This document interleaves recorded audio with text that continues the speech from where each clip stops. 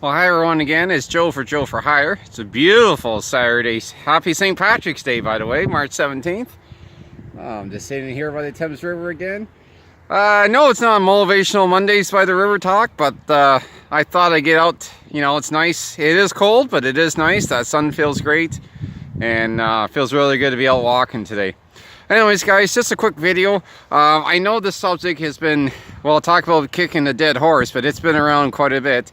And I think so for good reason. The topic is how to price jobs, mainly lawn cutting. This came about because I've seen it pop up in a few other lawn care groups I belong to on Facebook. And also on YouTube. I saw one YouTube channel, one of the gentlemen that I follow. In the related videos, they showed another gentleman basically calling him out because he was very upset what this YouTuber recommended to people.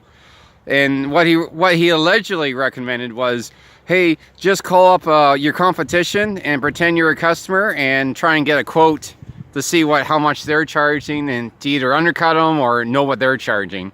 And this guy was just irate that this gentleman did this, allegedly.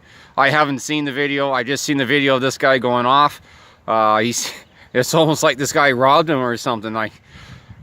In one way, guys, I can understand it, you know, and it does waste time. You know, it's not really, the gentleman referred to as shady business practice. I'm sure this happens a lot.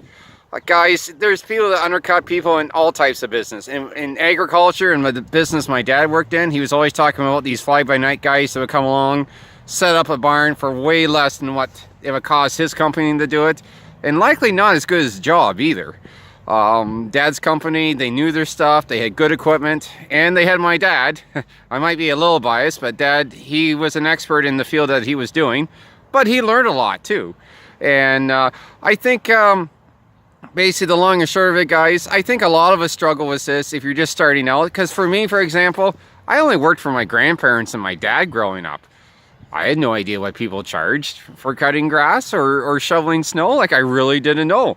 So in one way, they always talk about they don't like lowballers in this industry. Well, in one way, it's very difficult because there's no guide to tell people, well, this is how much you should charge. Because it varies from town to town, region to region. You can have a very high-end neighborhood, fairly new neighborhood that people spend more on their yards, where, you know, you go into the across town and maybe excuse me, another neighborhood that, you know, is an older one. Excuse me, people live on a fixed income and they don't pay as much to do that. Basically, guys, the best advice I can give you is the same advice I was given. You gotta know your numbers, you gotta know your cost. And I know it's hard when you're starting out. Sometimes you will have to take an educated guess. And maybe you fall short the first few times. I think a lot of people don't want to be lowballers. I know there's people out there that do, but I think on average it's likely just inexperience. And then once the people get more experience and then they realize what other people charge, then they don't want to be lowballers, because really there's no benefit to being a lowballer in most cases. And because, you know, you gotta make enough money to pay, you gotta make more than just to scrape by. You gotta make enough to afford that new mower. You gotta make enough to afford buying new equipment, you know, to keep ahead of inflation and, you know, just keep things going. I do realize it's hard. When I first got into this business, I was really surprised, because I know if you guys follow my channel, you know I came from an automotive background. I worked in many dealerships and garages, and, you know, what we charged was not a top secret. You know, everyone advertised their labor rate.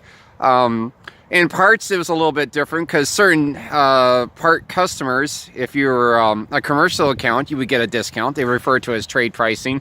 I don't know if they do that anymore or not. I've been on the business a few years. But say like a large body shop or a large garage that would buy a lot of volume of parts would get a specific discount.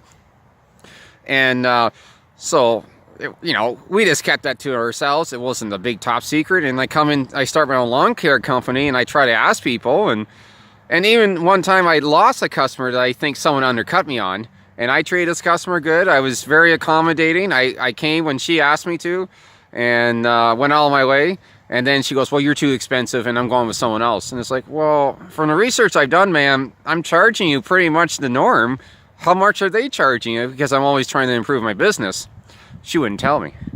And then you try to ask other people, oh, we're not telling you. It's like, wow, I'm not trying to undercut anyone. I'm just trying to be, you know, if they want us to be on a even playing field, you got to have a guide or something. But I understand it, you know, you can't ask someone that's been doing it for 25 or 30 years with lots of equipment, lots of expertise, to ask them how much they charge, because you can't charge the same amount what they have because you don't have the experience, may not have the same equipment as they do, and you may not work in the same area as they do as well. So, you know, for me to ask one of my US friends, hey, how much do you charge for a lawn, it's not going to do me any good up here. Even I know I talked to someone else, he's about an hour away, and he's in a different area. He lives by the lake. A lot of retired people there, very fancy cottages. You know, his rate is, we can pretty much guess his rate's a little bit higher what he charges for lawns than what I do here, which is fine. It just goes to show it's a kind of a gray area. Like I said, I was taken back how irate this guy got on YouTube about this guy telling people that. Guys, there are different ways. You can ask a mentor. You can Google it and do your best, because sometimes, you know, no one's going to spoon feed you, but you can pick up certain things if you do enough research. Yeah, like ask a mentor, Google it, just try and ask around, you know, try and do the right thing, right? I'm not saying be shady or call up, pretend you're a customer, because that is kind of misleading, I guess is the best way to say it. Another thing you can do, guys, and this is legit, if you're thinking about putting a tender in on the municipal parkland or baseball diamond or soccer field, you could always ask for prior information on contracts that happened 2 or 3 years earlier. Now, I caution you, this gives you a basis on what was done 2 or 3 years ago or the year before. It's likely not the current information, but it gives you a ballpark of what the winning tender was and who else applied for it. And there's nothing wrong with that.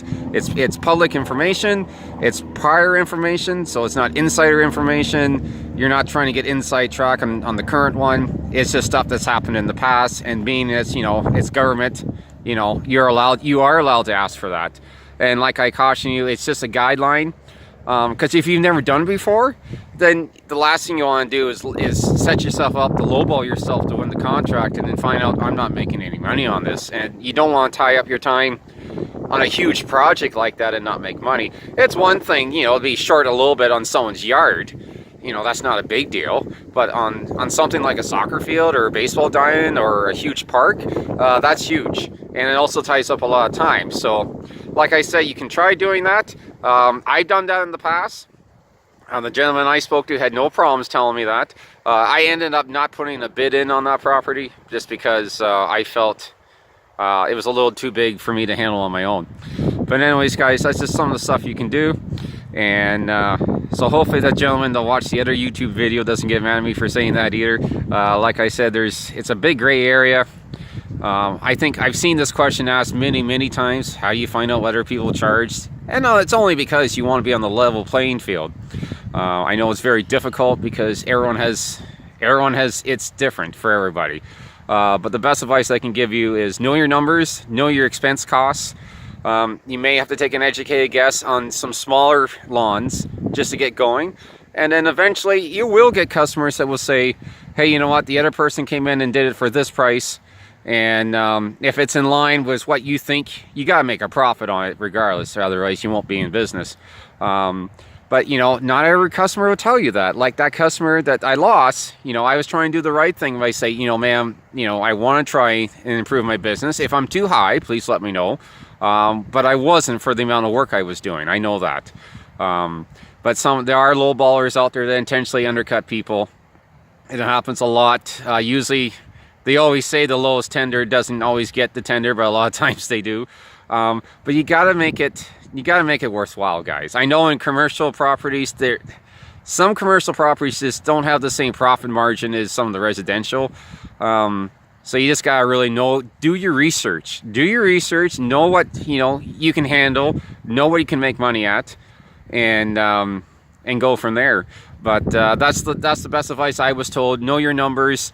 Google it. You can do a lot of research on Google.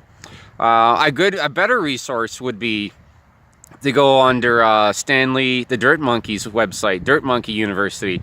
He's got tons and tons of information on how to bid snow plowing contracts, how to bid lawn, how to bid mulches, landscaping jobs. And sometimes it's generic information, but it's a good start. And like I say, you know, I mentioned in the one Facebook group I belong to, I just said, you know, the comment was made about, you know, how much do we charge and this and that. And I said, well, you have to understand there should be a level. If they don't want low ballers, then it'd be nice if someone gave you some sort of a guide to go by. Like in the car business, like you walk into a car garage and no one shies away from telling you the labor rate. Like, that's just public knowledge. You have to know how much they're going to charge for you to fix their cars. And with the amount of tools and diagnostic equipment they need nowadays, it just makes sense. With lawn care, I know it's a problem in the industry. Everyone wants to a lot of people seem to undercut other guys just to get in, to get that tender or get another property. I think for the most part, a lot of people don't want to do that. They just want to get their foot in the door. I just want to be on the level playing field. I wasn't trying to undercut anyone. I think at the start, I was a little inexperienced.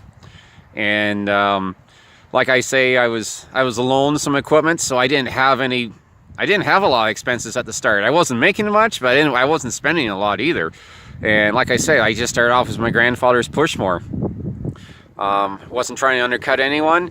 You know, you just got to know your costs, but you also have to put yourself in a position to make money to upgrade to bigger mowers so you can build your business. And, you know, some of the customers I've taken away from some of my competition, it hasn't been for me undercutting them. If customers do tell me what they charge, I match it. I'm not trying to undercut people.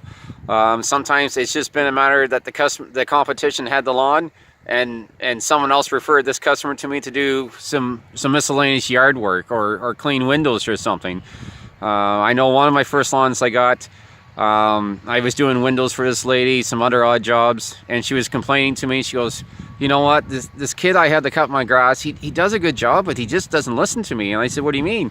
She goes, he keeps blowing grass into my flower beds. And they're pretty nice flower beds. And she goes, I tried to tell him this, and he doesn't listen. It doesn't take much to get that you don't blow stuff into people's meticulously groomed flower beds. And I wasn't trying to scoop this customer, but I pretty much had a good idea that, you know, she was happy with my work. She knew I cut grass. You know, if customers aren't happy, I'll just say, hey, this is what I do. But, you know, I understand you've been with this other person for a long time. Give them the chance, and, you know, it's up to you. You make the call. I'm not trying to scoop people away from anyone. So you're trying to grow the business too, right? So, and especially with tenders come up, you know, everyone could put a bid on the tender. But that's just some of the things you can think about. So anyways, like I say, guys, definitely go on Google, definitely go on YouTube. There's lots of resources there, some good resources. Lawn Care Millionaire, Stanley Geodeck, the Dirt Monkey University. That's one I highly recommend. And I think there's better ways to go about researching what to charge for lawn care than the calling up your competition, pretending you're a customer. And because, man, this guy... You're never going to please everyone, but this guy sounded pretty upset. And I've never heard of this guy's YouTube channel until I saw this related video, and he seemed pretty irate about it. So, but anyways, guys, like I said, you know, we want to be on a good playing field. I know it's different. Everyone has different costs. You know, either find a mentor or Google it or go on YouTube and just do your best and know your numbers. Know your numbers, know your costs. And you can pretty much figure out, if you start small, you can pretty much figure out what you're going to need to make a profit on. And it might take a bit the first year. If you have to buy a lot of equipment, you may not make money the first year, but it takes between 5 and 7 years to get a well-established business going. So anyways, guys, I think I talked enough about that. It's just a beautiful sunny day here. It's on the walkway. There have been people walking by. They likely think I'm nuts talking to myself. But anyways, guys, hope you guys have a great St. Patrick's Day. Don't drink too much green beer. Maybe have one for me, though. And anyways, guys, hope everyone has a great week, and look forward to seeing you soon.